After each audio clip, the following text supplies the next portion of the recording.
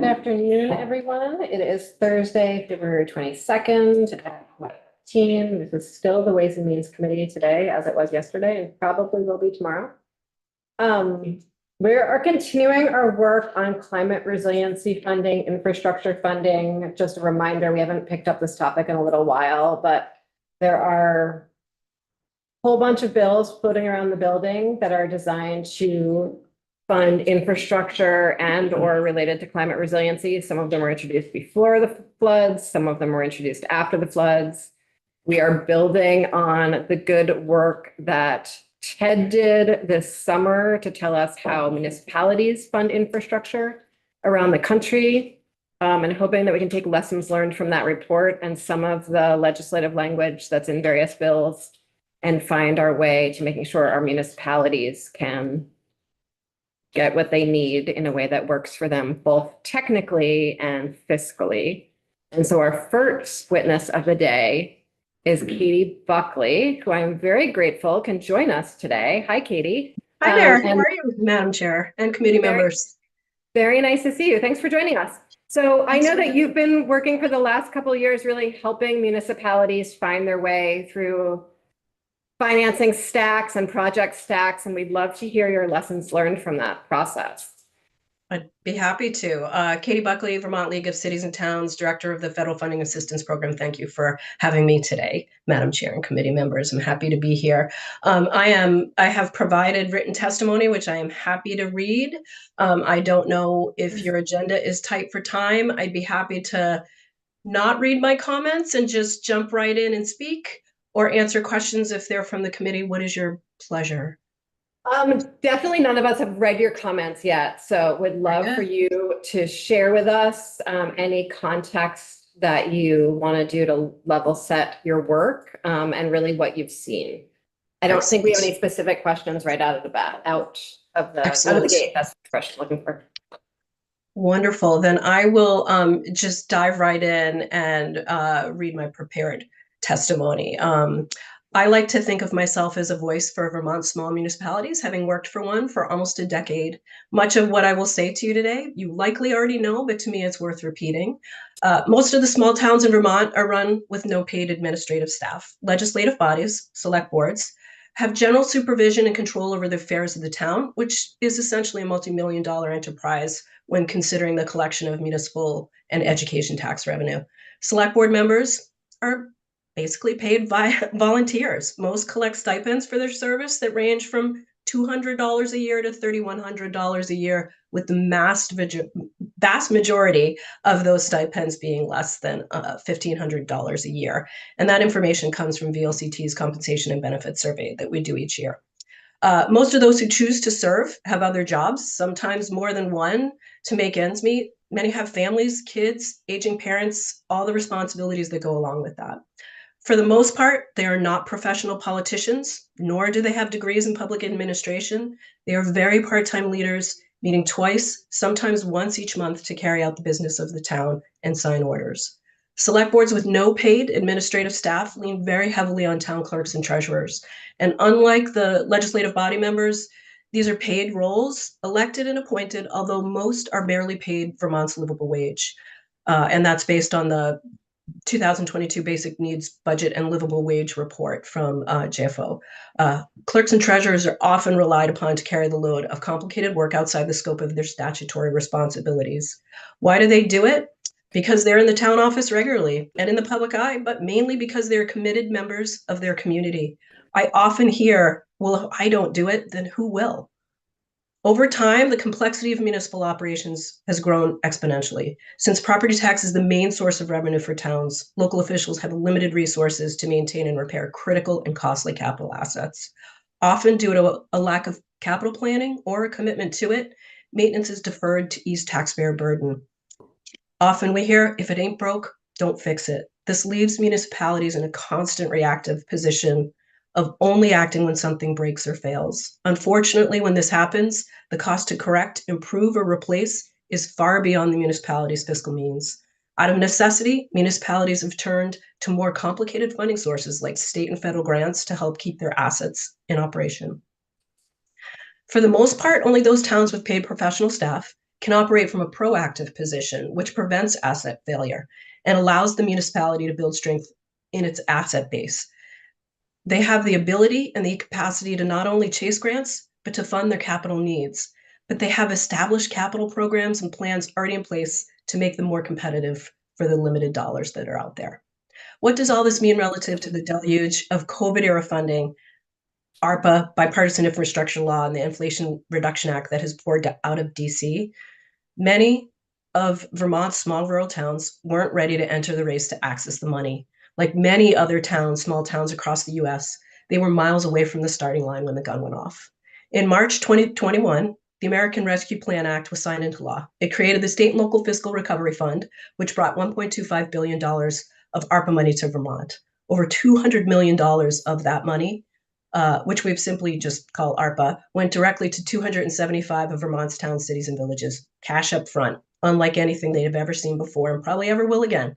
Thanks to the legislature and the governor, VLCT received a grant and funding to stand up the ARPA Assistance and Coordination Program, which has evolved into the Federal Funding Assistance Program as other follow-on federal packages have been passed.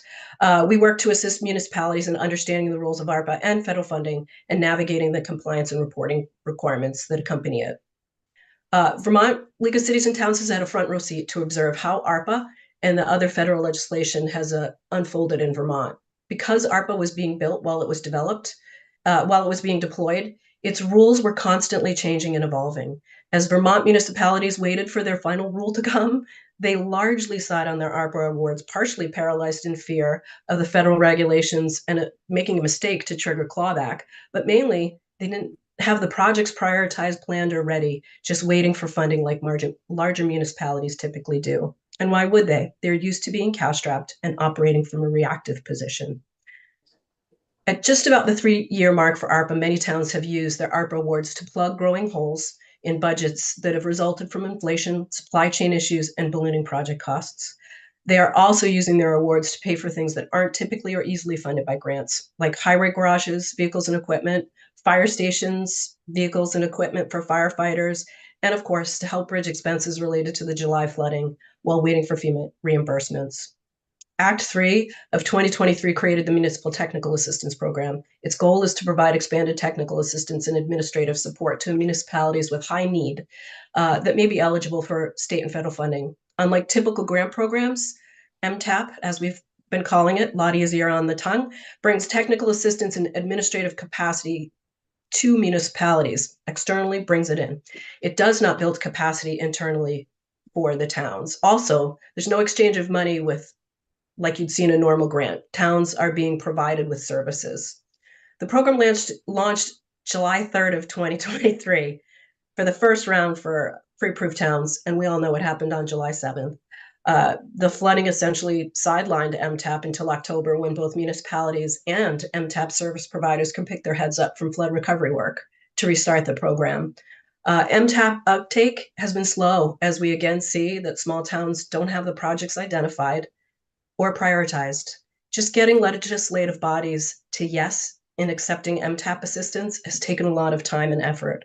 Towns are not used to having targeted technical assistance and administrative support delivered to their doorstep to help them with their work, and the eligible project types are also limited in scope, so that has taken some time to germinate.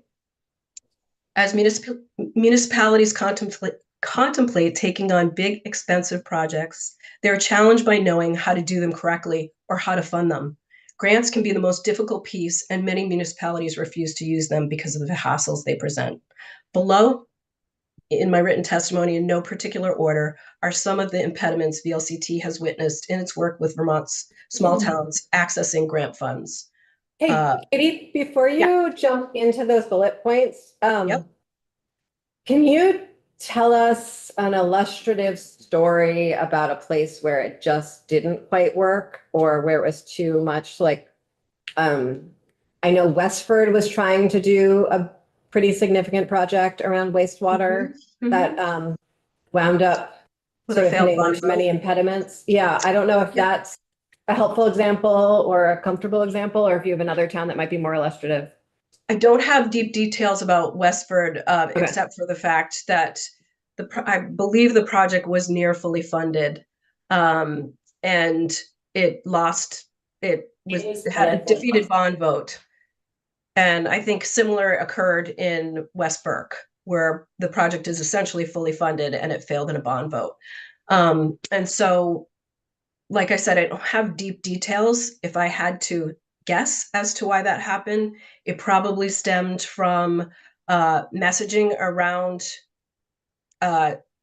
basically the bond campaign to help residents understand why they should vote yes for the bond, and demonstrate financially the impact on the tax rate for the town and the financial modeling for years to come on the project, so that people often vote with their pockets. And if there's fear that you're going to end up on the hook for an expense, you're going to vote no. It's going to raise my taxes, so we're going to vote no. And I think that we're seeing a lot of that, especially with bond votes. And we actually will be working hopefully with A&R and other service providers to help get some of those projects that are hamstrung across the finish line in whatever ways that we can. There's fear around using federal funds. There's fear in these complicated, expensive projects.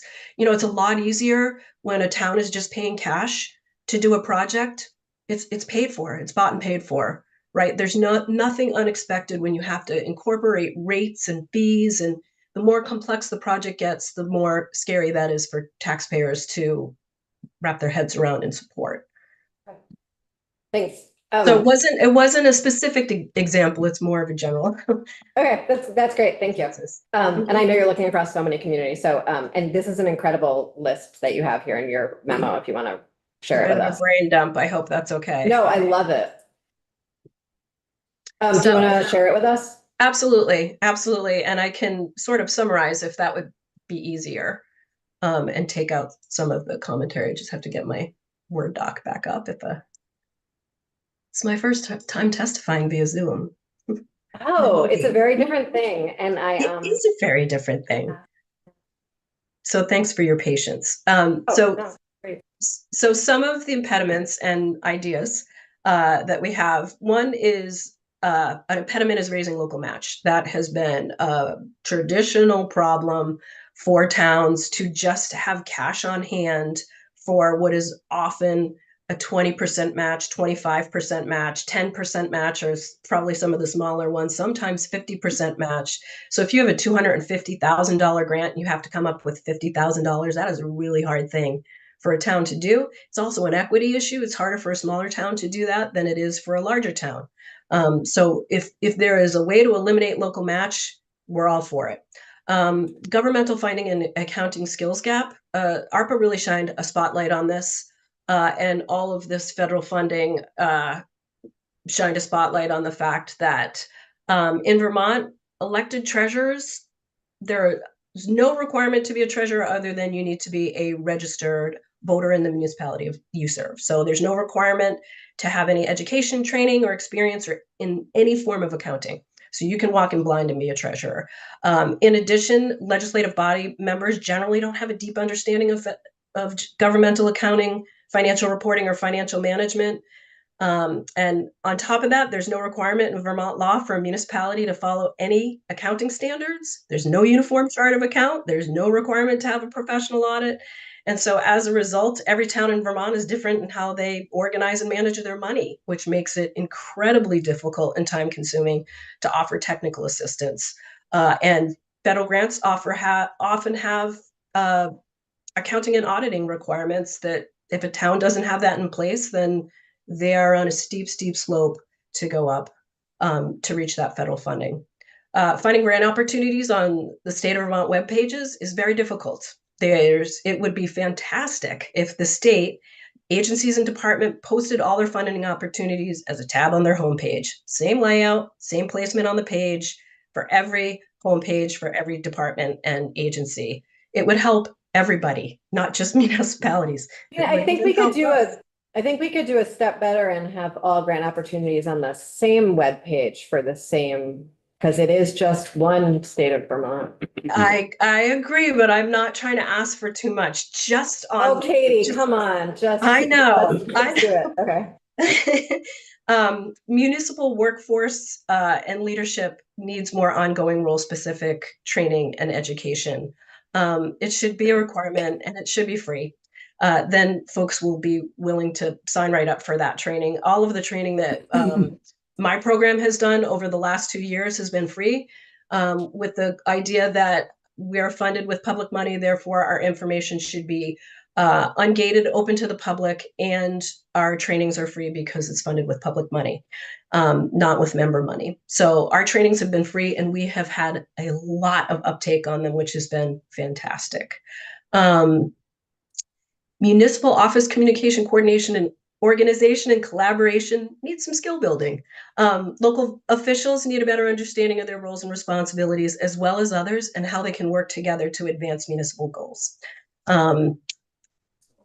We've gotten a lot of communication from towns where I might hear from a treasurer, might hear from a select board member, I might hear from a planning commission member, and they all haven't communicated with each other, and they're all asking the same questions. So working on some internal communication and coordination on the local level just needs some skill building. Community engagement is a lot of work. It takes skill, but it's necessary for 21st century government. There's a knack to successful community engagement, and a lot of local officials don't have the training, experience, or tools necessary to do it right and well, and especially within the context of Vermont's laws, especially open meeting law. So they need help with that and tools to do that. There are too many grant programs. If any of you are familiar with the bipartisan infrastructure law and the Inflation Reduction Act, between those two, they rolled out 500 programs. Some were rebranded existing programs, some were more money on existing programs, but many were new programs. Fishing through all of that to find out what was applicable and really available to Vermont was super challenging. We came in and helped with that, but there are a lot of grant programs, most of which our towns will not be eligible applicants for, or provide competitive applications for them. So that's a challenge. What would be great is if existing programs that are known got more funding and just expanded their scope rather than creating a new program with different requirements, different challenges. It would just make things much simpler for municipalities. Great if the state could create a common application that could be used across state programs as an entry point. So a town would fill out all of its same application to start for every program. And then once it got into the more program specific, it would become more specialized, but there could be an entry point, which would be far simpler. Streamline and simplify applications. Applications could ask more data, less narratives, and provide more drop-down boxes for easy answers. Data evens the playing field. Narratives give the advantage to those who have a skilled grant writer. Increase the percentage of grant funds that can be used for grant administration. So a small municipality can hire a grant administrator, ensure that they comply with all the regs and requirements. Towns steer clear of grants because they are afraid. They are afraid of making a mistake. They are afraid of getting to the finish line on a project and getting tripped up in compliance and having to pay back funds. That is a huge, I hear that often from towns. We're not going to be bothered with grants. It's not worth it. So they steer clear. If you make it easier for them and safer for them and they feel more comfortable using it, they'll use them. Small towns will. I think I already touched on this one. No, I didn't actually. Make grant awards larger to reduce the number of funding sources in a project. I'm sure you hear often, Westford is an example, West Burke is an example. The capital stacks for those projects are so complex. They are many funding sources that go into a project like that to get it across the finish line. It creates fear in the public when you see a capital stack like that and you don't understand it. It just raises red flags. If grants, there could be less grants, larger grants. It's a lot easier to manage 2 or 3 grants in a project than 9 or 10, which is typical for the larger infrastructure projects, especially water and wastewater. Funders could offer tiered applications. For example, a pre-application where a potential applicant can go through the pre-application process and basically find out, you know what, if I'm not going to get awarded for this, or maybe I do have a shot of getting awarded, but it's a low threshold. You go in and you basically know yes or no without putting all that effort into a full-blown grant application when you don't really have a shot at getting it because you don't have a competitive project or you're not ready, or for whatever reason, you could sort of test that out ahead of the work. Funders could offer grant application office hours when potential applicants can either drop in or pre-book a time to receive one-on-one help with their application to make it stronger. That's already done informally, but it could be done on a more formal level and across state government. Funders could consider a cohort model if applicable, depending upon the type of program and funding, which for those who received awards could progress as a group together, learn from each other's successes and hurdles, mentor each other and support each other. That doesn't really take place currently, and we learn a lot from each other, especially in the mistake department. Funders could offer more representative projects prior to successful award, of prior successful awards as examples to applicants to show them what right looks like. Both full applications could be made available and case studies that show a full project development with the application just being a small part of it. So a town could see how the project went from start to finish and use it as a model and learn from that. I just would like to close my remarks with a quote from a select board member I heard actually in testimony last month, and I think their comment sums up the current plight of municipal leaders pretty well. He said, "We are overwhelmed and underqualified. We are a tiny town. Our volunteers are exhausted. We have no expertise. Who are the consultants we can hire to help us get this work done?" Again, Madam Chair and committee members, I thank you for the opportunity to share our thoughts and perspectives today. So Thank you very much, Katie. We have one question for you, and then I'm sure some more will come up. Thank you so much, Katie, both for this testimony and also just all the work that you do daily to help our towns get the advice, support they need to be successful. I think you've done a really good job in describing the capacity challenges across especially our small towns and how we're asking folks to do more and more. I'm curious, especially as we think about climate change and increasing weather events, what you might describe as like the risk of not providing more capacity and support to our small towns. Like what happens if we don't address these capacity and resource issues? We're going to be sitting back at the table with mounting FEMA claims again. Lack of capacity will be an impediment with this current flood. Just getting dollars back in the bank.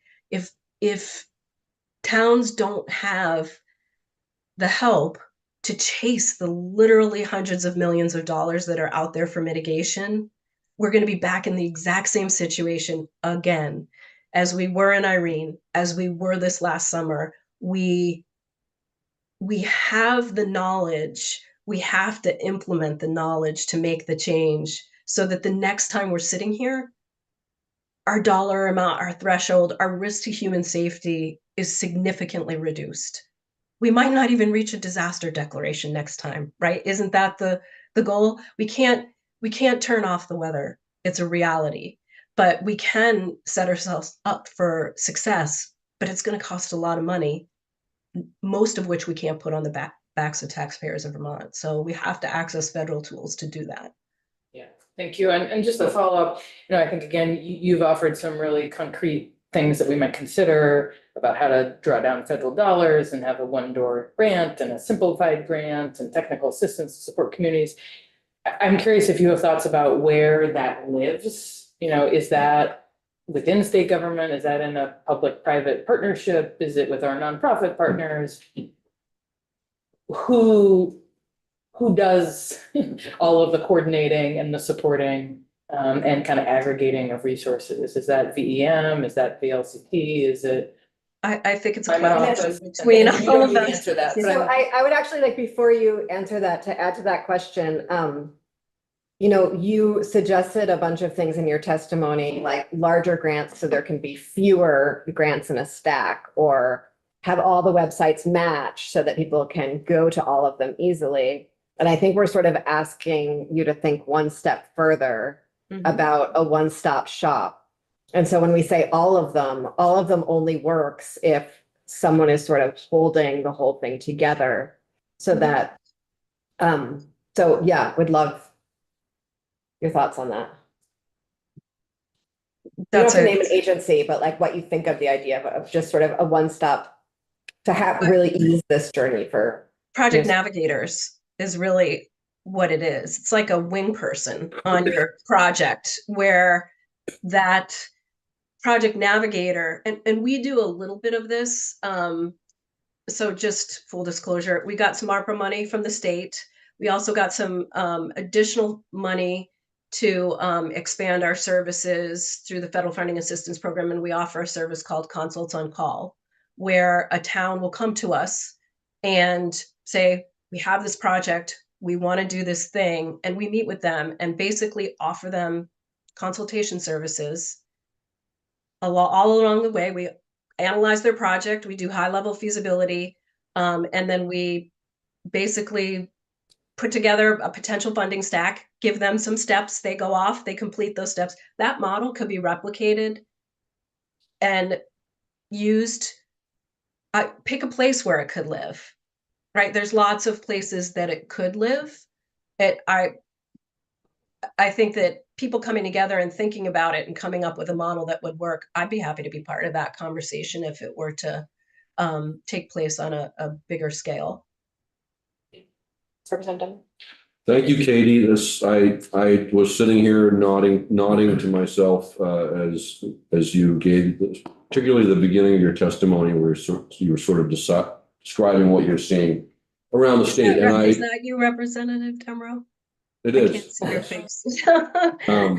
As a select board member. Mhm. Yeah, and as a select board member, it's not just as a select board member who regularly keeps in touch with the select boards in the district that I represent. I agree with everything that you had to say. And you've got that great bulleted list, but I'm afraid that even if all of those things came true, it still wouldn't be enough. And that question of where that help lives. And I think a lot of these towns, what they need help with, and I hate to say this, because if you talk to towns and you say Regional Planning Commission or A&R, they will roll their eyes.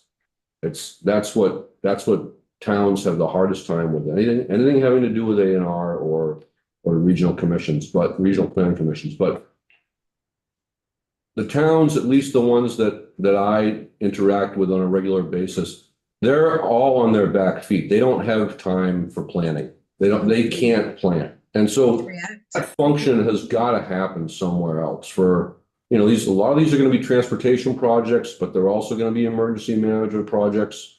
Some of them are going to be based around probably some conservation work too. Mm-hmm. But I think we really ought to be thinking about where that planning should live. And because the towns, at least the ones that I represent, like I said, they're just trying to keep the lights on day to day. And your quote at the end describes the situation perfectly.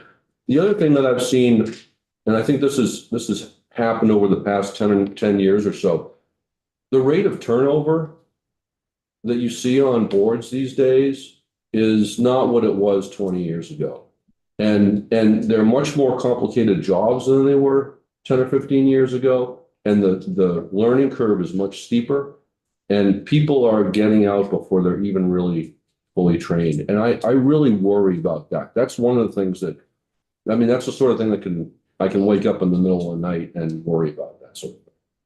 So one of the things I did forget to put in my testimony, which I had wanted to, maybe it's in there and I just didn't, I read over it. In March 2023, 1/3 of elected officials were new to local government. Wow. We're expecting that same level of churn to occur again in 2024. And so we have folks who are leading their communities. It's awesome, right? It is awesome to have new, fresh leadership come in. But what we sacrifice in that is the knowledge base of having, you already know how to navigate open meeting law. You already know all of the sort of nuts and bolts of municipal operations, business, budgeting, all of that stuff. With the wave of new people coming in, all of that learning is taking place while you have to launch some pretty serious, significant work because of all of the funding that is available and the sort of crisis moment that we're in from a municipal perspective. And so I'm going to I can simply say from experience, this is me, and I think the chair can also, because I am from Southern Vermont. I was the town of Guilford's first town administrator. They did not have a town administrator before me. When I took on my role there, we were a town that said, no grants. We're not doing any grants. They are too difficult. We don't do them. Don't even ask. And so I said, well, what if I do them?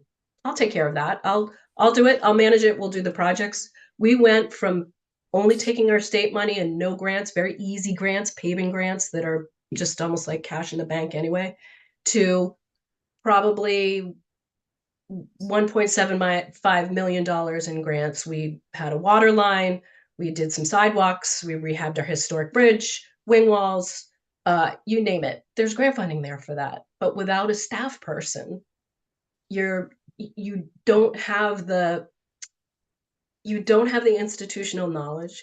You don't have that insulation through transition of leadership. A paid staff person will do that because they're not elected. They're not political per se. Representative Odie, did you have your hand up? Okay, and then we're gonna go to Representative Andrews and then Sims, and then we need to, I think about what, do you think that we could call upon our Vermont State University and the University of Vermont to do any kind of help with this? Students' projects, something that might help, or making videos about, for example, how open meeting law works. Something, training sessions that people can take online, or We offer all that. yeah. Well, then, Cities and towns does. but anyway, maybe UVM and Vermont State University's campuses could help with something, some projects like this. and I do think there are a lot of different places where people can get help. I think each agency will help. It's the idea that a volunteer select board member needs to go to 50 different places to try to find their way through, fixing it. One-stop shop. Yeah, Representative Andrews. Thank you so much for your testimony today. I wanted to introduce myself because I am the member from Westford. So I saw my community reflected in your comments. And I think there was a couple of other things that are pertinent to this discussion that I wanted to add to your bulleted list, which is when community boards are not aligned in their communications about a project, it leaves the door wide open for folks who to walk through with their own personal point of view. And I think the point of view that I saw happen in my community that I think is a very common thing in Vermont is I don't want my town to change. So I think that, that sentiment lives in all of our communities, and I think that's pertinent here. And then the other consequence, so we just basically gave $4 million back to all of our funders. So that's real. And the workload that went into that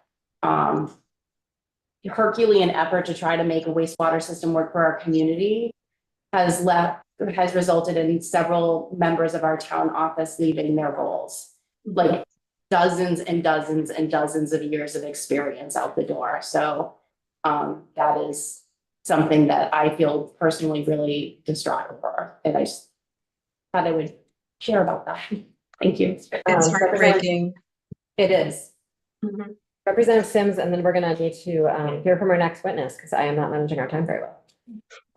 Such a rich conversation. I know. Great witness. Back to the sort of one-stop shop and providing wraparound support for towns. I mean, I think we've been piloting this a little bit with MTAP and the 3 million in the BAA from last year. And I guess I'd just be curious if there are any kind of lessons learned or recommendations from your perspective from MTAP, or maybe too soon to say, but. I was going to say, can you ask me that in 3 months? Like 3 to 6 months. I feel like that program it's kind of on its knees right now, just because of the way everything happened over the last 6 months, and that where we have a full sort of suite of providers on board now, and that we can all coordinate and work together. We are moving in that direction now, to move past the, hey, do you want to accept MTAP assistance, which is really kind of confusing because it's not something you normally get, to what do you have for projects, and let's figure out which ones are actually like back of the napkin feasible, and figure out how to move them forward. And in moving them forward, what resources do we have to sort of call in to help advance them?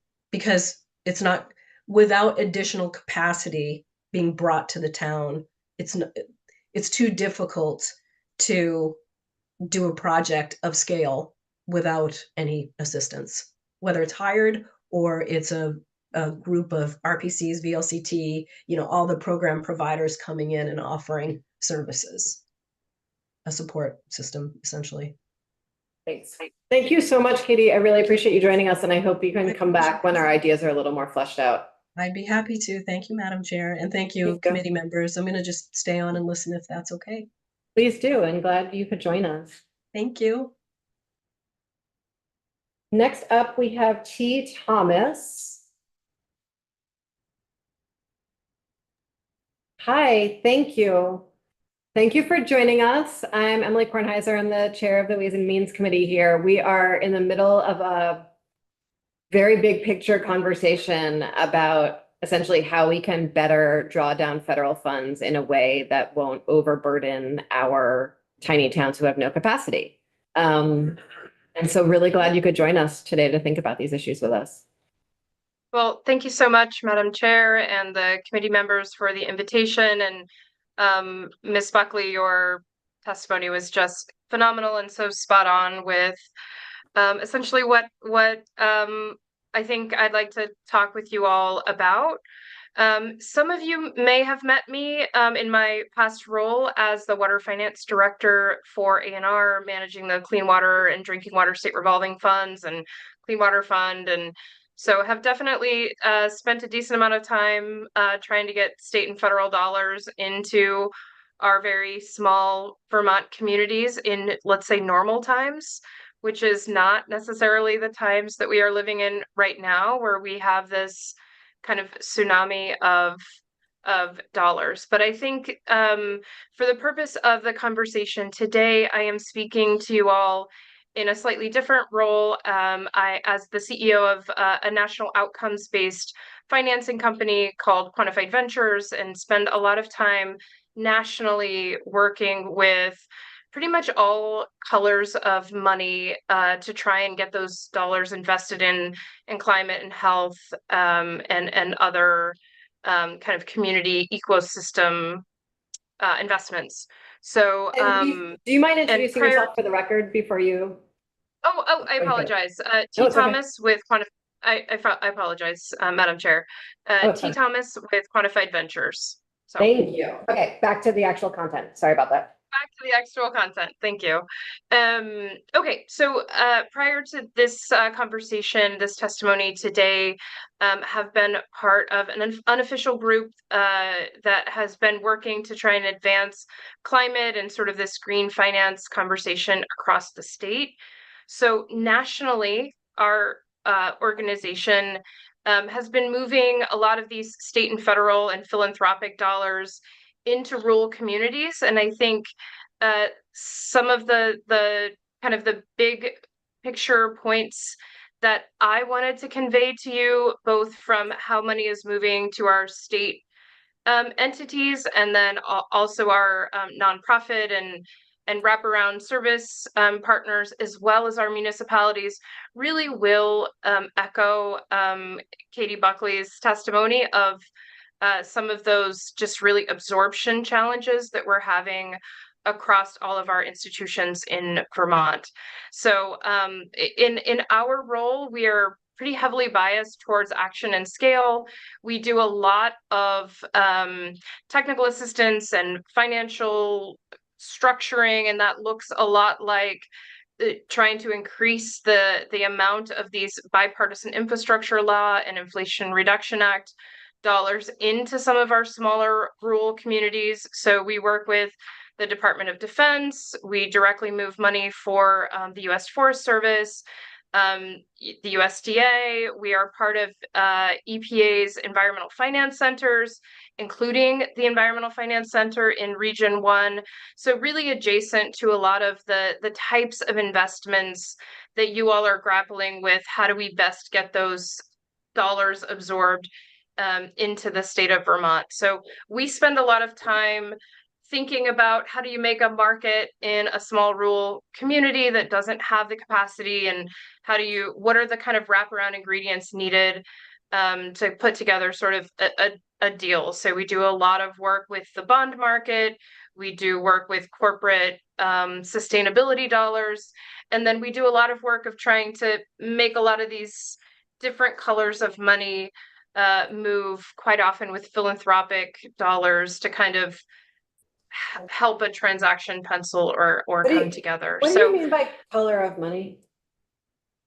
So color of money is really referring to federal dollars, which have their own they're all their own special snowflake. And as Katie referenced, they all have very complicated and small letters. So there's a special sort of skill set needed to tap into that sort of color of money.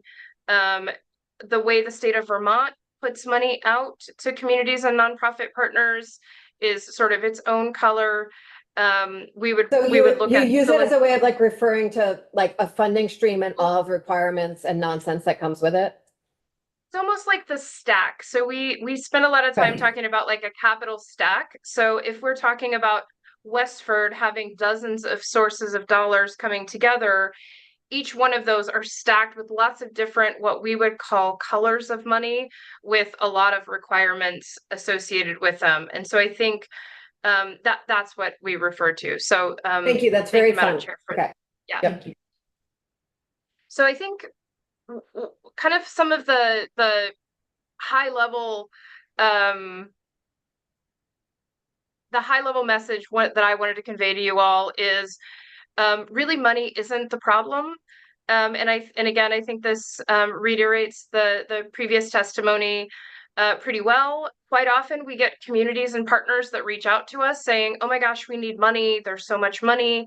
And I think we really see that there are about 3 ingredients that are really needed to move the needle in terms of real climate investments, real resilience investments. And it's really vision, capacity, and money. So if you just have vision and capacity and you don't have any money, you just get a lot of planning and pretty drawings.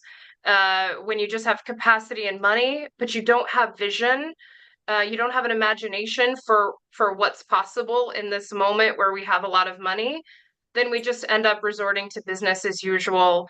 And then when we have funding and vision and no capacity, we get, which is a lot of what we suffer from in Vermont, which is a lot of slow and uneven implementation. So bursts of where we can do something while we have maybe the right person providing support, but that just again goes to that long-term need for capacity. So I think thinking about how we think about that long-term capacity to be able to secure the money and then have the ability for sort of that visioning is something that we talk about a lot when we're working with communities.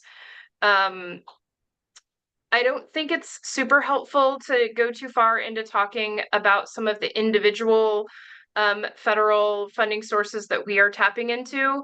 But I submitted written testimony that has some links to some of those and a couple of examples of projects tapping into DOT Protect funds, America the Beautiful dollars, and probably most relevant to this conversation is a lot of work around trying to move greenhouse gas reduction fund dollars into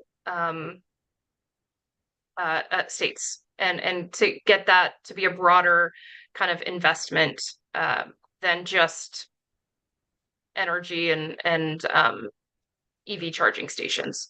So kind of that big point, money isn't the problem, that we have a real capacity issue. Even if we have a ton of money, when somebody is blinking back and saying, well, we don't know what to do with it, that is really kind of the bigger and most immediate issue. Kind of the second issue that we see is really thinking about our systems. And, one of the, Vermont is really struggling to scale up and kind of meet this very short moment of money right now. And the process of making decisions of how do we get capacity, how do we get deals, how do we support our communities, that kind of more traditional process of taking testimony, commissioning a study 1 year, the next year, providing recommendations the year after that.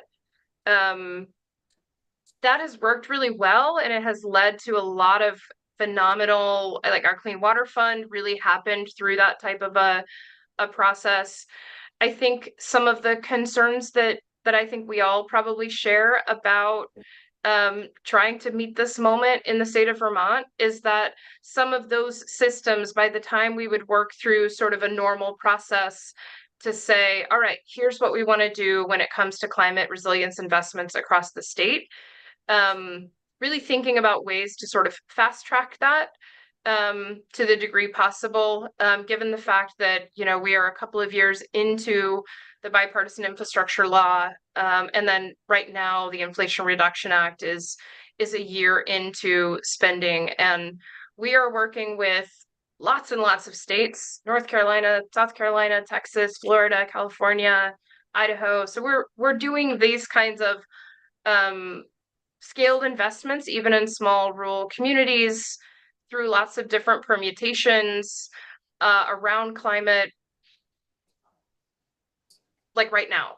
And so thinking about how we come to decisions and go through kind of our normal process a little bit more quickly before we sort of lose that opportunity is something that certainly I think about a lot as someone who cares a lot about the state of Vermont and the communities across the state. So that's kind of the second part, is thinking about what are our systems that we tap into, and how do we potentially boost up really great examples of technical assistance, building out project pipeline, and getting funds into communities faster, sooner rather than later. Maybe all of this seems really obvious, but just to say it out loud.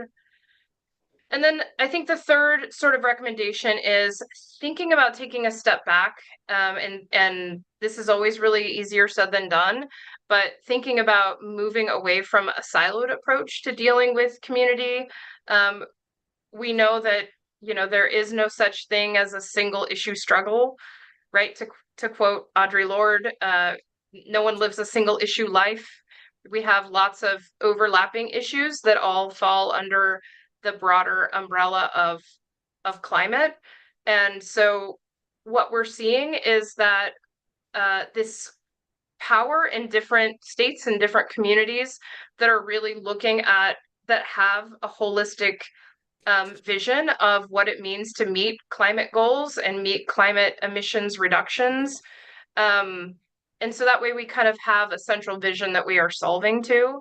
So as we think about how we move money both from federal down to our state partners and our nonprofit partners, there's just a lot of power in thinking about a holistic vision for the state. And I know the state is working on that in a lot of different permutations. But as we sort of think through Green Bank work, we're working with about 15, 20 different states on their Green Bank creation and how that comes to be. And we see the most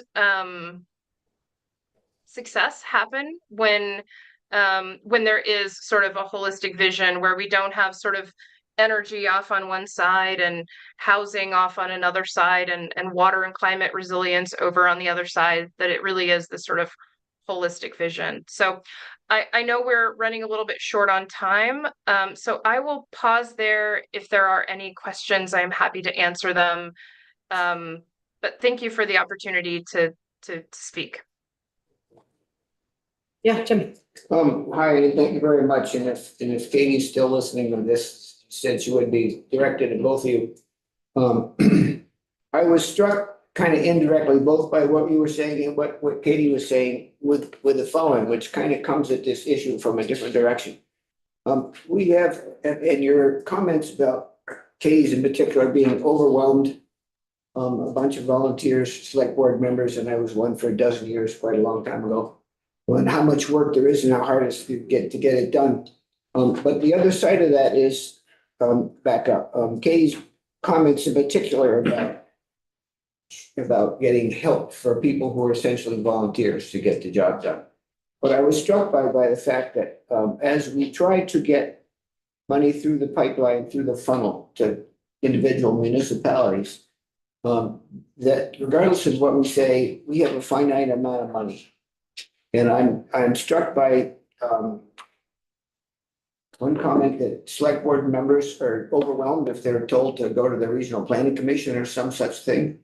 But somehow in the course of all this work, we need to find a way to get the most bang for the buck across municipal boundaries.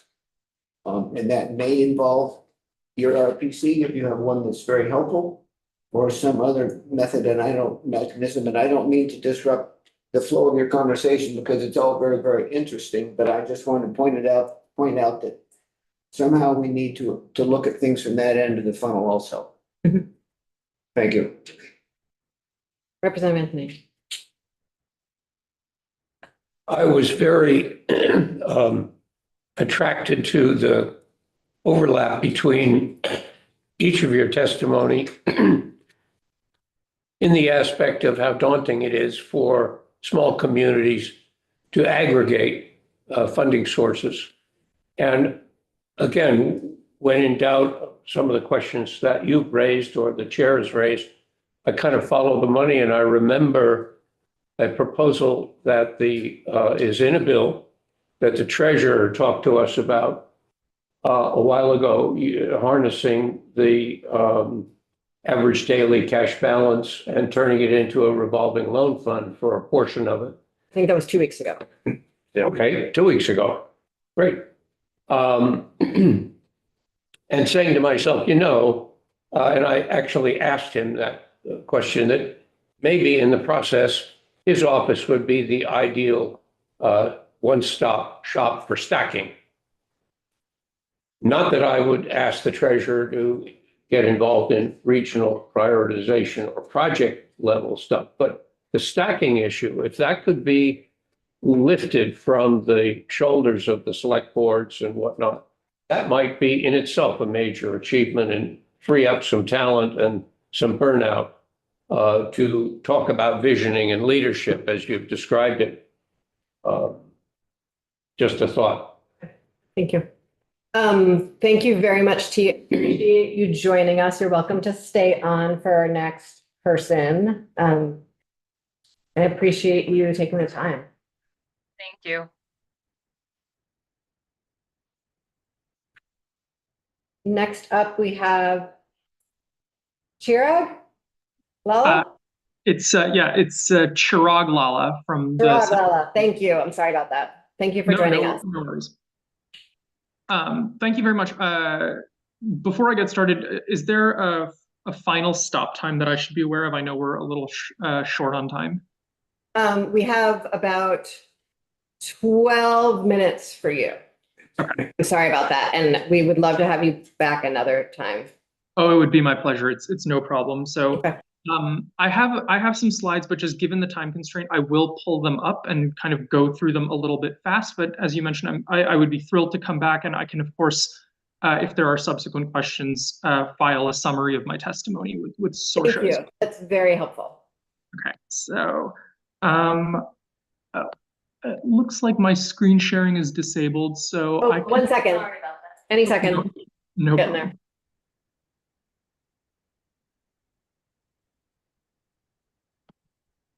Okay, it's here. Okay, so I will get this started now. Well, thank you very much, members of the committee, Madam Chair. It's a pleasure to be here and to get into this discussion on green finance in Vermont. My name is Chirag Lala. I represent the Center for Public Enterprise. It's a national think tank that focuses on state and municipal involvement in economic development, particularly in energy and housing. We have staff across the country, but I happen to live in Williston, Vermont, and so of course take a particular interest in what happens in this state. Just to provide a little bit of background, the discussion on whether or not to have a green bank, a green public lender, or financier in Vermont is not a new one. It's been around for a little bit, and the Treasurer's report that was submitted a couple of weeks ago acknowledged that there's still quite a lot of discussion and debate about what such an institution would look like. Would it be public, quasi-public? Would it be a nonprofit, a state entity? Would it be a centralized entity, or would it be an augmentation of existing entities that already exist in the state of Vermont?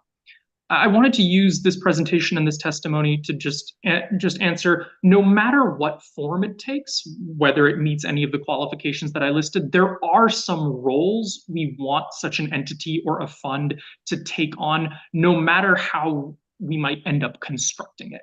And I think this presentation will speak to particular recommendations in the Treasurer's report, some of which I've listed here.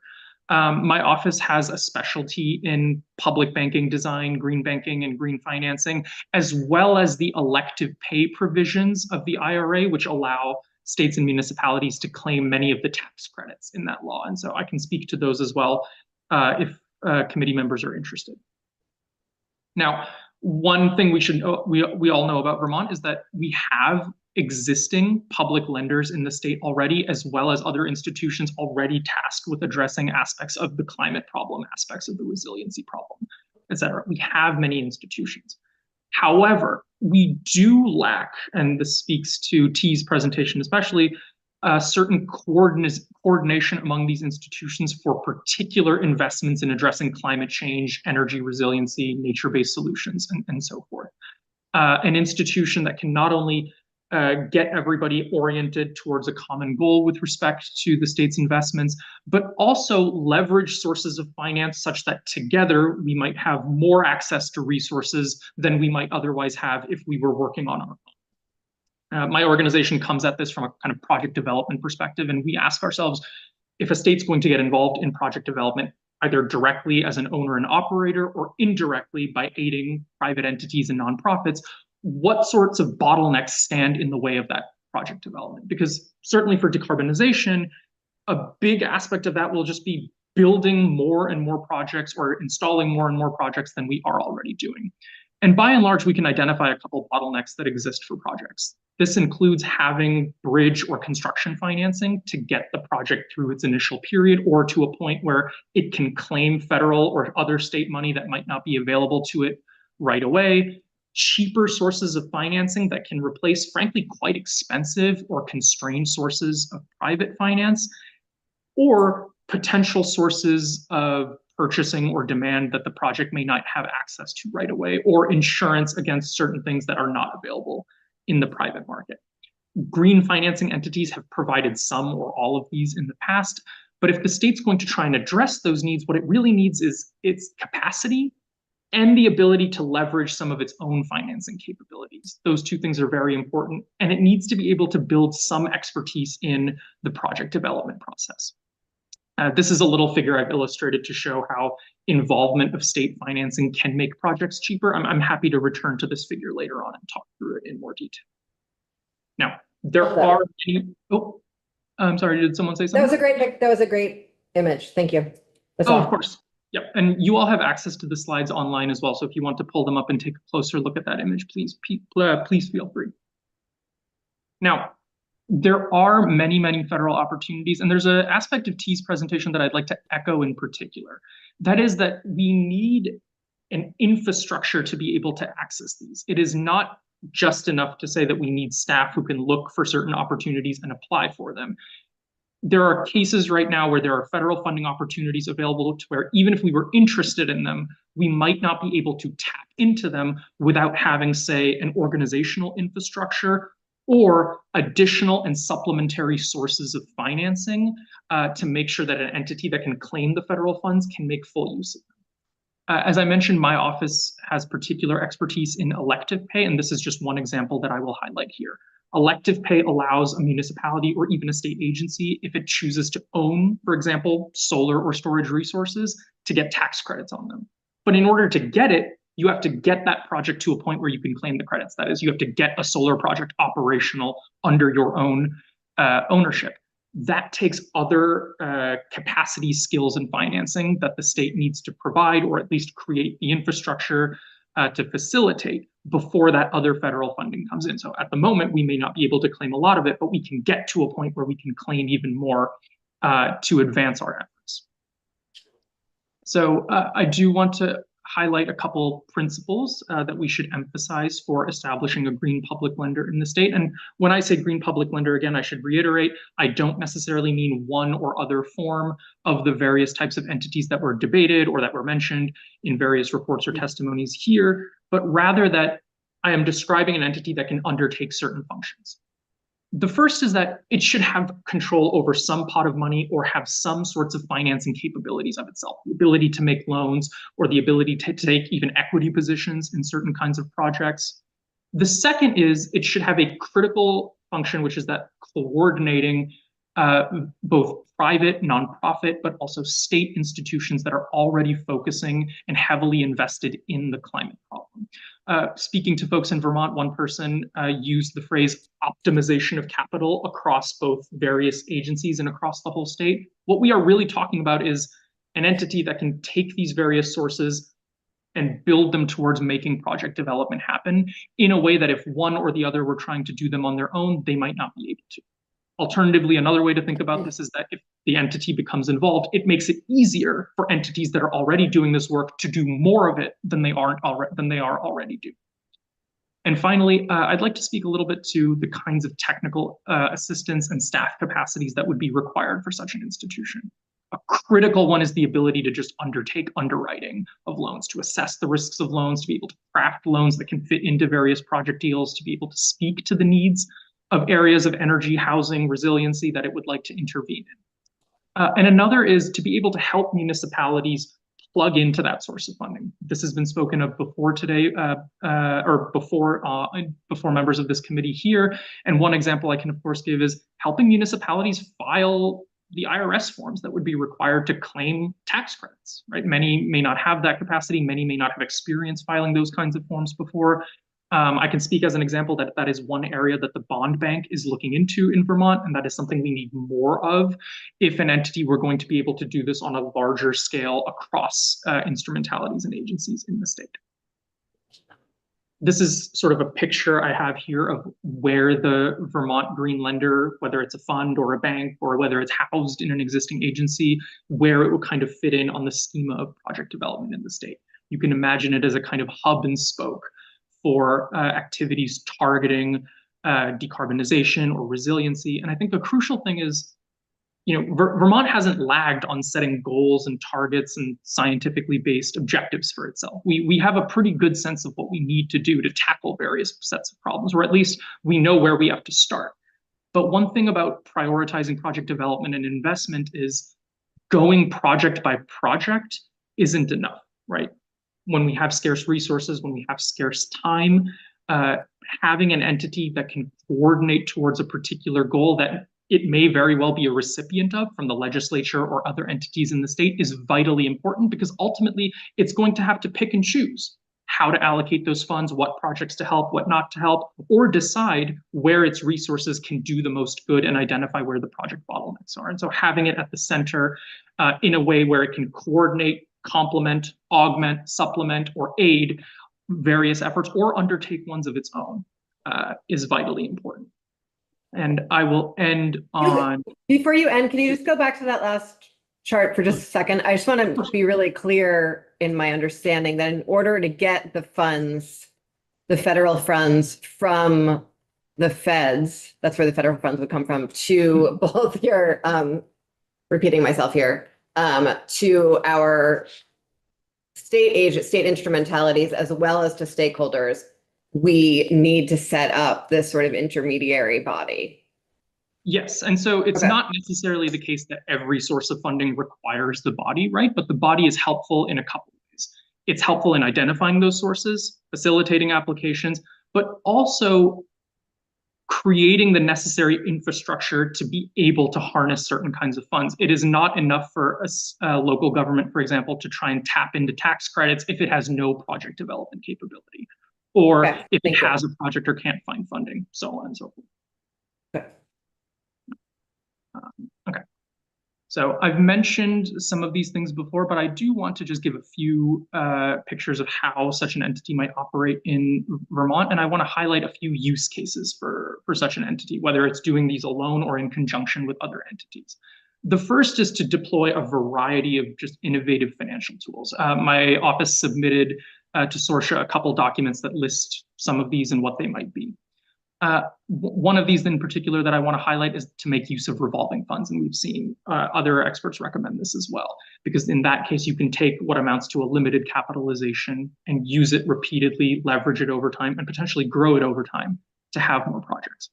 Second, we believe that this organization should play a vital role in facilitating the take-up of elective pay, that is directly owned and operated energy projects by municipalities or the state. This is an open, uncapped source of funding, at least into the early 2030s, presuming it isn't extended further.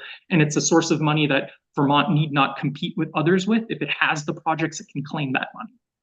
Finally, there is project preparation and technical assistance, which I have mentioned before, and most crucially, intergovernmental coordination among the state.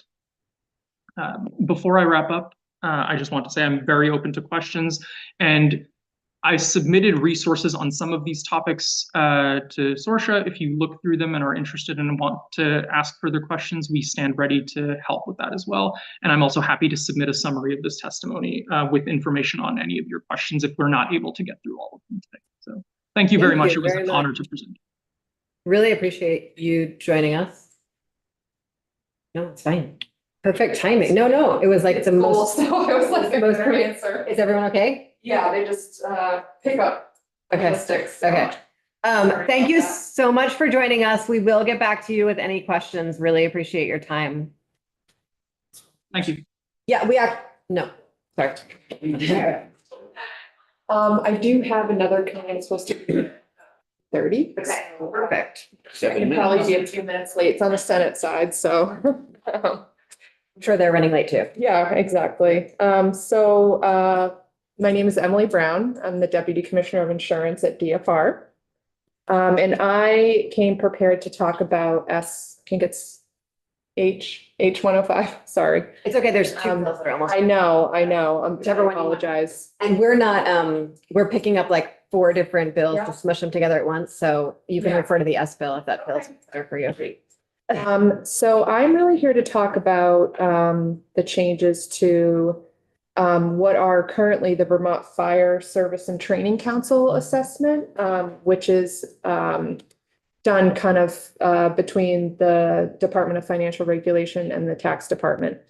And at least the bill I'm looking at, it's probably different depending on which one you're looking at, would change it to not be specific to the Vermont Fire Service and Training Council, which is a program that trains mostly volunteer firefighters on how to fight fires, right? Because if you have a property in your insurance company, they have an invested interest in making sure that the properties they're insuring are protected. So the way the assessment is currently set up is it's $1.2 million a year. And every year the department looks at our insurers operating the market, mostly our property and casualty insurers. So those that insure houses and properties throughout Vermont, it's kind of various different lines. And then we allocate that assessment among the insurers depending on their market share. And so just to take a step back to this bill and the community resilience and disaster mitigation program, the department is very aware of the impact that climate change is having on Vermont's economy and as well as the insurance market.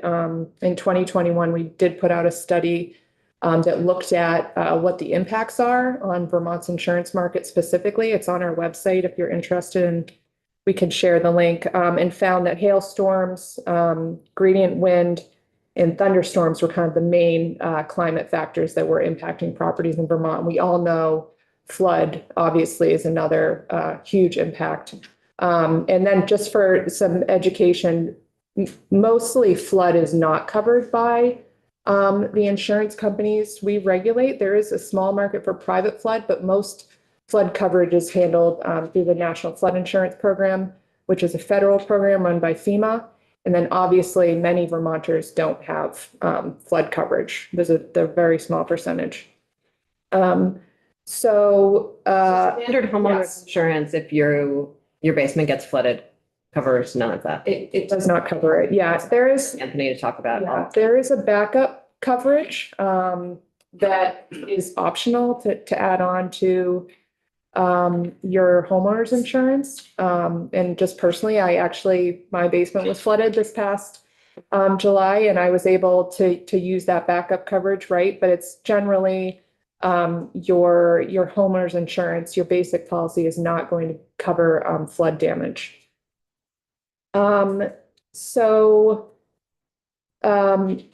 The impact, I can talk about the impact a little bit of the assessment on our insurance market. So at least in H105 or the S-bills. Are we getting to H105? Yeah, sorry. I guess I'm wondering, the existing assessment. Yes. Is that an assessment on the company that is on the insurance provider that they carry, or is it an assessment on each customer? No, so the way it works now is that it's an assessment on the company. So an example is the Co-op, which is a Vermont domestic company. That company is assessed based on their market share. And then the assessment is actually administered through the tax department. So the tax department collects that assessment. We're giving them kind of the information on what the assessment should be, and then they're collecting it. Does that answer? And obviously, with any assessment, right, or any cost to insurance companies, that's filtering down to policyholders. So while it's not directly paid for by a policyholder on their bill, it is still embedded in the cost of insurance that Vermonters are paying.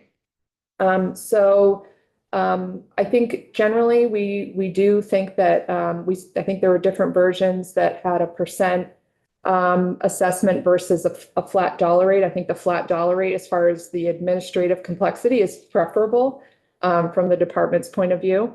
I think the latest one I saw was 4.3 million, which would be a 358% increase on the assessment from what insurers in the market are now paying. You said it would be easier for you to do a flat dollar rate and then Yes. divide that amongst insurers Yes. than to have it a percentage? Yeah. Really? Yeah, And actually, that shocks me. I'm not Yeah. disagreeing with you. I'm just. I don't A little bit. I don't do the actual assessment, but I had a detailed conversation with our company licensing folks who are the ones who do the math. And they assured me that a flat dollar amount is just, I don't know why, I'm not a math person, but is easier to calculate Okay. than a percentage. To me. Okay. Yeah.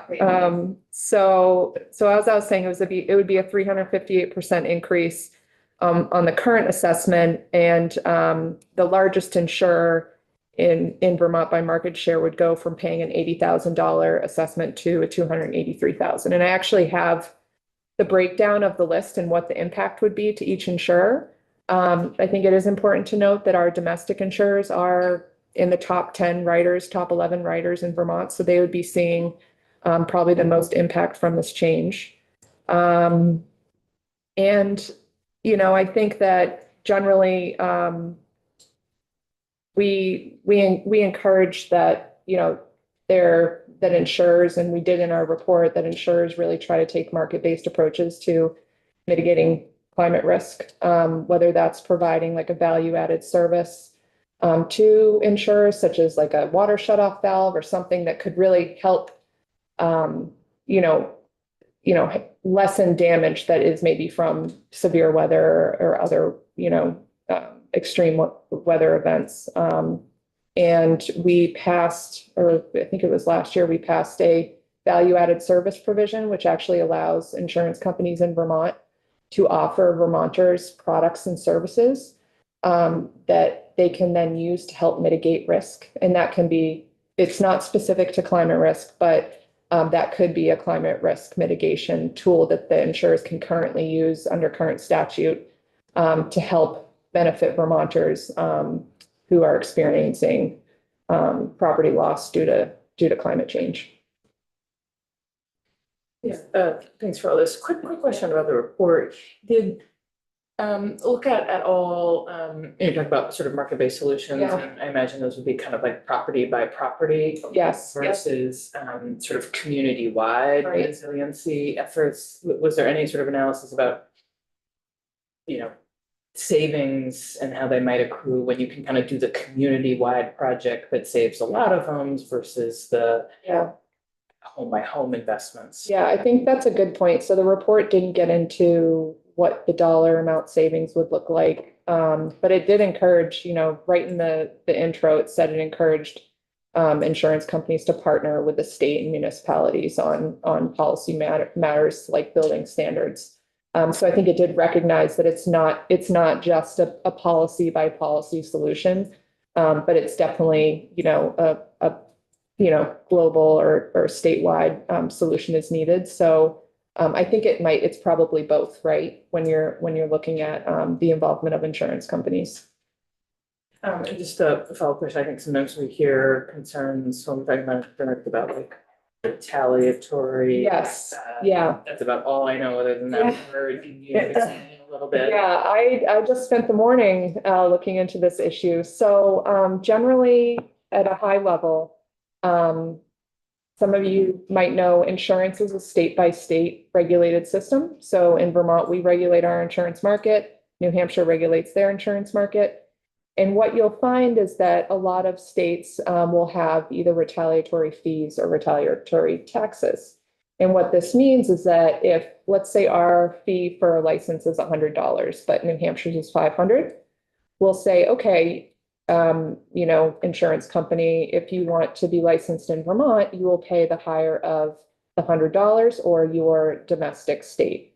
And so in some instances, not all, that means that the insurance company will end up paying a higher amount. And this is across not just licensing, it also applies to our filing fees and also, I believe, applies to taxes paid. So if Vermont had a 2% tax rate and Massachusetts had a 1%, Massachusetts would probably say, nope, your domestic state charges 2% and that's the greater of, so then we're gonna charge that greater rate. I think with this instance, so to speak to the existing law, right, which is the Vermont the Fire Service Training Fund, most states have that fund. So I think if you were gonna add a new fund or a new assessment, states could potentially look to that and say, okay, if that's adding to your tax paid in Vermont, and that ends up being greater than what you're currently paying in another state, it could potentially increase the amount that you're being assessed on. Does that make sense? So the example I gave was the 80,000 to 283,000. So if that increase amount then put your premium higher than it would have been before that point, you could be then assessed on that additional value. In other places. Yeah, and again, I actually, the National Association of Insurance Commissioners puts out a retaliatory guide for state regulators, which is 1,000 pages long. And I was looking to see if any state had like a climate fund where they had any guidance on retaliation. And there's nothing, as far as I know, no other state climate resiliency fund that assesses insurers in this way. So I think the idea could be that, maybe other states follow suit and they create their own climate funds. So then it kind of turns into the Fire Service Training Fund, right? Every state's doing it, so it's not an issue as far as retaliation. But if there were, if we were kind of out there, the only one doing it, other states could look to that and say, okay, we want to make sure we're capturing that additional assessment when we're looking at the gross premium or how much that company is being assessed. Does that make sense?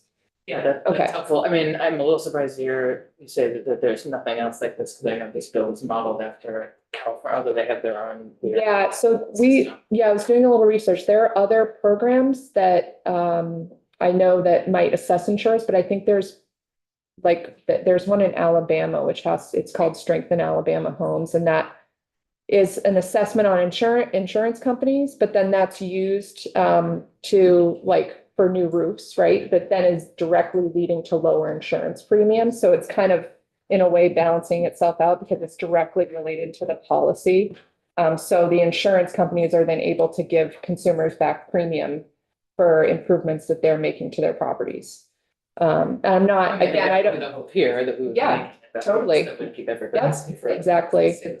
Yeah, I agree. I apologize. I'm not familiar with the California one. I was just more looking at the retaliatory guide and seeing if any other states had guidance as far as how they would treat that, and I didn't see anything. So it might be that it's happening and that states are kind of not looking at that as a retaliatory issue.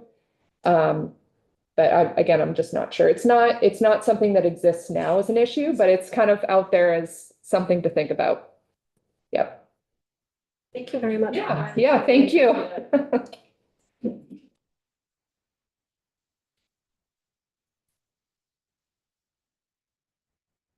So we're going to continue working on this issue. There's, as I've said a couple times before, essentially, our job would be to think about various financing mechanisms, really with the primary one being just pulling down federal dollars. There's a question about if we want to, move existing revenue, create new revenue, but a lot of it's just about pulling down federal dollars. And then other committees would be doing the work on figuring out what sort of guidelines would be related to infrastructure, reporting, all of those things. Was not planning on trying to move anything before crossover.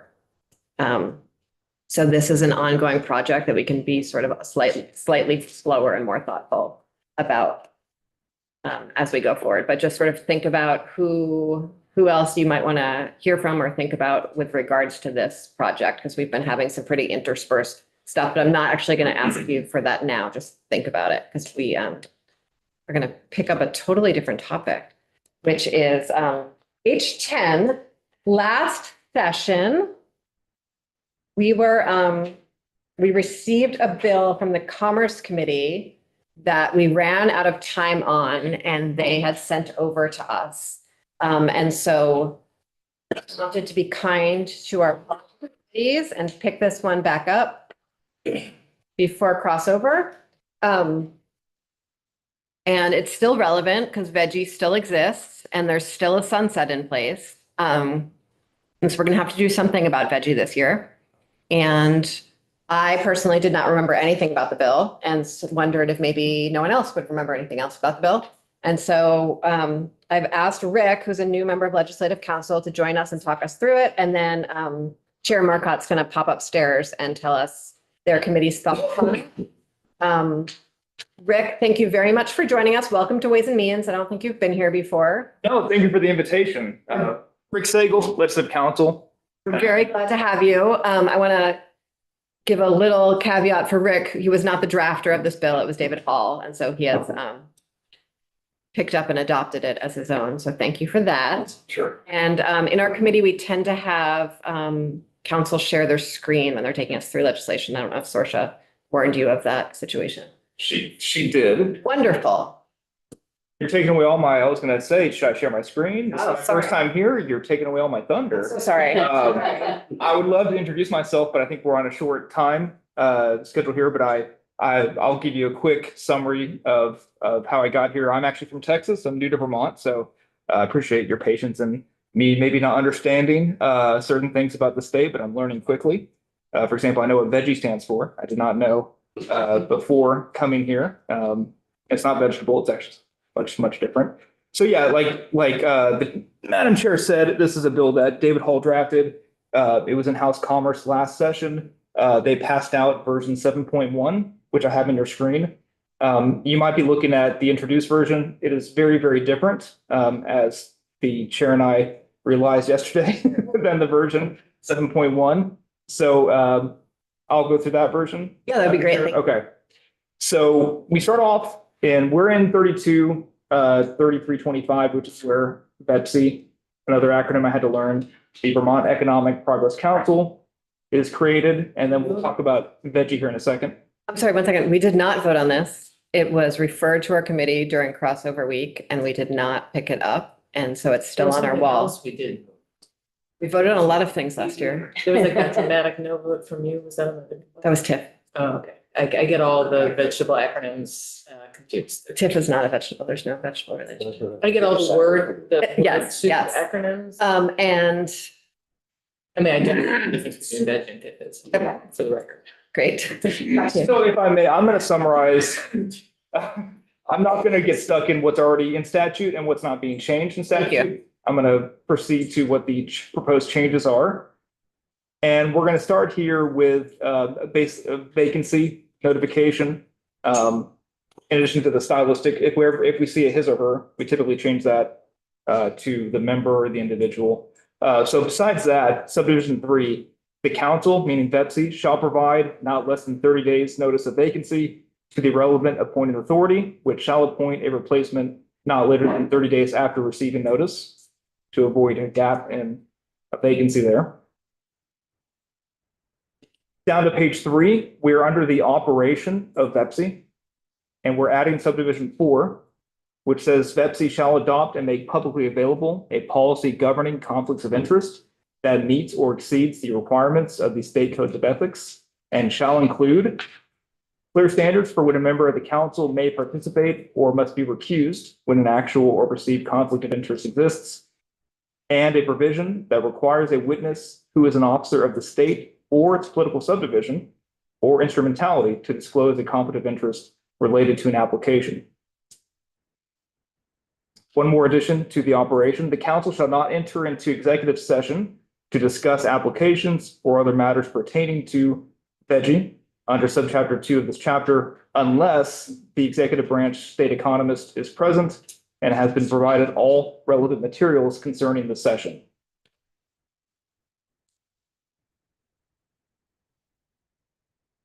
Okay, we are now in. Is this still VEPC? This is still VEPC. Okay. Cost benefit model, subsection C has been added. Nothing else changed. The council shall contract with the executive branch, state economist, to perform the cost benefit analysis using the cost benefit model when considering an application for incentives under subchapter 2, meaning veggie. Subdivision 2, the executive branch state economist shall consult with the JFO or its agent concerning the performance of the cost benefit analysis and the operation of the cost benefit model for each application in which the value of potential incentives of an applicant may earn equals or exceeds $1 million. Okay, now we're into the veggie portion of this chapter. And for folks who don't remember, VEPC is the organization that oversees veggie. So reporting, we are adding to the Which report. a lot of times today. Welcome to my world. Subsection B, we are making clear that in this report that VEPC produces each year, that they include the total amount of incentives authorized during the preceding year and the amount per business. We are adding to the report the aggregate number of new qualifying jobs anticipated to be created. Vermont gross wages and salaries for new qualifying jobs sorted by groups in $25,000 increments. The aggregate amount of new full-time payroll anticipated to be created, and the NAICS code of the business, I presume. Yep. That should probably say business. The following aggregate information for claims processed. So we're adding this phrase here. Subdivision B, the number of qualifying jobs for each approved claim and the amount of new payroll and capital investments for each approved claim. So adding that phrase to subdivision.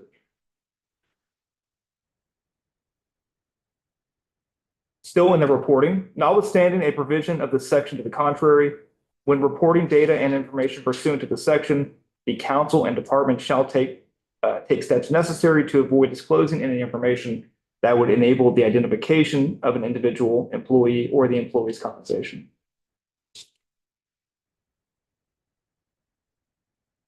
Section 3341, confidentiality of proprietary business information. Adding the word application to the information submitted by a business.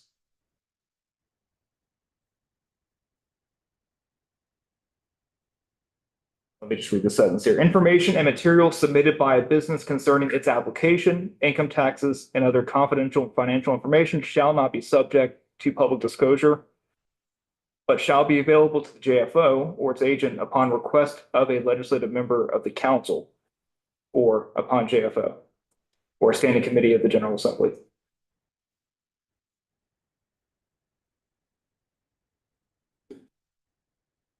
Now we have session law that was passed in 2016 to be amended. We are pushing back the sunset to January 1st, 2026. Right now, it's actually 2025. So there's, Madam Chair, there's a later version of this session law. But we just need to address that. But yeah, pushing back the sunset to 2026.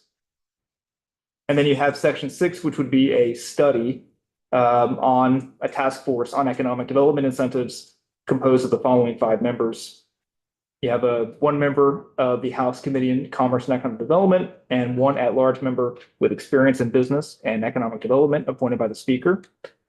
One member of the Senate Committee on Economic Development, Housing, and General Affairs, and one at-large member with experience in business and economic development appointed by the Senate Committee on Committees. One at-large member appointed jointly by the Speaker and the Senate Committee on Committees. Power and duties. The task force shall conduct hearings, receive testimony, and review and consider the purpose and performance of current state-funded economic development incentive programs and models and features of economic development incentive programs from other jurisdictions, including the structure, management, and oversight features of the program, the articulated purpose, goals, and benefits of the program, and the basis of measuring success, and the mechanism for providing an economic incentive, whether through a loan, grant, equity investment, or other approach. The task force shall have the administrative, fiscal, and legal assistance of Office of Legislative Operations, JFO, and Office of Legislative Counsel. The task force may direct JFO to issue a request for proposals and enter into one or more agreements for consulting services. Subsection D, the report on or before January 15, 2024. Kate? Yeah, we would need to, address that.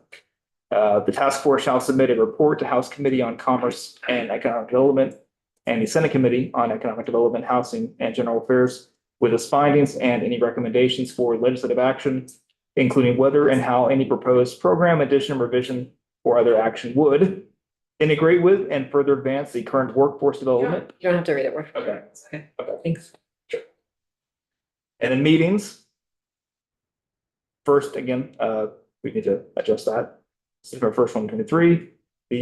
This is all pretty standard language. Compensation. $250,000 is appropriated for per diem compensation and reimbursement of expenses. Thank you very much. First, I mean, yes, dates need to be changed, obviously. Another question is, we're really being asked to try to minimize task forces with legislative members as much as possible this year in order to reduce burden on our staff who used to have reduced workloads in the summer and really haven't lately. And then, also for all kinds of other reasons. And so one thing to think about is how we could accomplish this in a different way. Other questions about that. And so would love to hear, thank you very much for joining us and welcome. Glad you could be in Ways and Means this first time. I'm Thanks sure for having come me. back. Yeah. And Chair Marcotte, I think might have anything you want to share with us. If you want to come sit in the chair and tell us if your committee still wants us to pass this, how you would want us to update it. Whether you want a member of Ways and Means to be involved. I noticed that we were not listed as, I want to expand the task force. to just have the chairs of the two relevant committees serve on it. Michael. No staff, just the chairs of the relevant committees. Interesting. Good afternoon, Madam Chair, members of the committee. My name for the record is Representative Michael Markoff from Coventry and also Chair of House Commerce and Economic Development. I think we went through this bill last year. We had a conversation yesterday with Working Lands, just looking at the budget and discussing their board and how they do things. And thinking about this task force, I think we could accomplish what we want to accomplish by just requiring the VEPSI board to take some time, because they're a group of business people that I think have the expertise in looking at what is happening with the veggie program and how things are going around the state, and could actually have a board meeting just discussing what else they might recommend to us to make things better, either for the veggie program or better ways of other ideas they might have of asking the state to assist in bringing business here, or retaining business, or retaining workers here. I think if we require them to do that every year, besides, their regular work of looking at veggie grants and TIF applications, that we might be very well served there. And I did have that conversation with the new chair of the VEPSI board, was very open to that. So I think that is probably a recommendation I would make. And that gets us away from another task force and more people serving on it. And I think it's legislators having time in the summertime to serve on these boards as well. There's some that have and some that don't, so. I really appreciate that suggestion. I think it's a great one. I served on VEPSI this last year. And at the annual retreat, we sort of had conversations that were adjacent to this. But we're really not connected to either what was in the annual report from VEPSI or the recommendations to the legislature from VEPSI, because those were both very much designed and drafted by ACCD and the previous VEPSI director, rather than by the council. And so I think it'll be interesting in drafting this to think about how we can make sure that it's recommendations from the council. Yeah. I guess I would also want to think about how they could bring in some more stakeholders than they might have on the council for those conversations.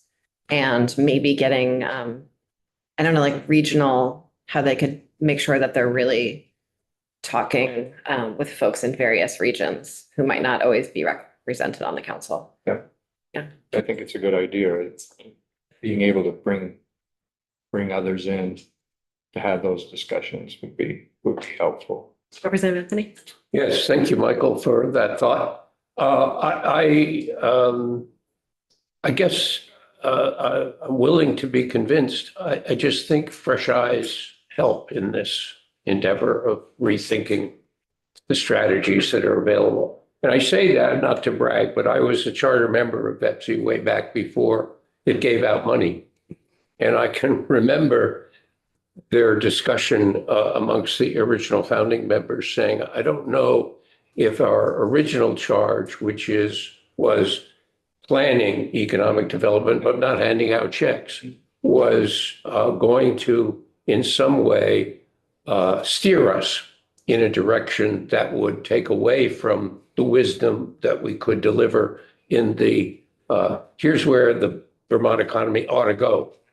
So I just a note of caution about keeping the group too hermetically sealed, if you will, in focus on writing checks. That was an issue of great debate way back 25 years ago. Appreciate that. Thank you. Any other thoughts or questions for anyone? Does anyone want to work on redrafting that with council? Cool. Okay. Thank you so much, Mike. Thank you, Peter. I appreciate that. I can't say no, right? Thanks very much for joining us. We will be back here tomorrow at 9, everyone. And tomorrow, thanks, Mike. Tomorrow, we are planning a vote on S18 and H657. You have some final tweak, a comma, junction. If you want anything like that, you should speak to someone today so that your fellow committee members approve you tomorrow.